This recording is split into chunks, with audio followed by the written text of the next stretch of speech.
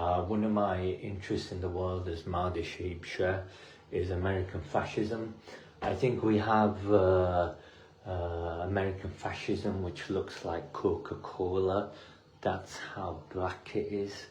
That's what American fascism looks like and feels like and tastes like. And that's how it runs like. It's American fascism. It's symbolized by one thing, and that's Coca-Cola. But it has other things. It has oil as well, which represents American fascism. It has black slavery, and unfortunately conditions of black slavery and black people, which also involve American fascism. And it's kind of slavery and working people to death and whipping people to death. And it's kind of an introduction of violence and movement. It comes from Italy, and it may be influenced by Muslims in Europe. I think that's where fascism was invented, in the Muslim world, with the Arab world. I think that's where it originates from. I think that's where fascism originates from the Muslim world. And it's kind of like black banks, black finance.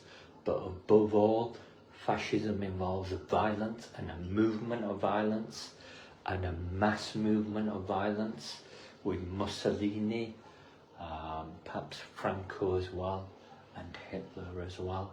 I think these people have kind of a black cinematography vision of the world. It's kind of the Great Depression. That's where fascism comes from. That's where it's coming from, the Great Depression. It's kind of long queues, joblessness, no jobs, no money. It's just black, empty buildings, and that's where fascism comes from, the Great Depression.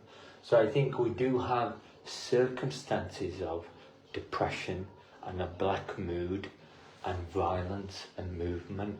And I think that unfortunately America has succumbed to fascism with things like black buildings, black Coca-Cola drink, black oil, black people as well, black shoe polish, black cinematography, black visions, black balloons, and various other black things.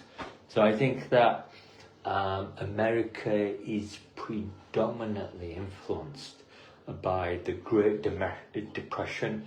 I think it's psychologically defined by the Great Depression. And I think with this kind of identification with the Great Depression, it kind of looks on 1930s Germany. That's approximately when we had the Great Depression. And I think it draws a lot of its solutions and ideas from 1930s Germany because of the conditions of the Great Depression. I don't think Americans know how to deal with the Great Depression because of all of those long queues and the lack of jobs and money for daily life and accommodation and food and things. So I think America found a national necessity, an emergency, to look on 1930s Germany to find some of its solutions with employment, mass employment and labour movements. And I think with these labour movements we had some kind of condition of fascism, and I think that's how we find America with fascism. Thank you very much.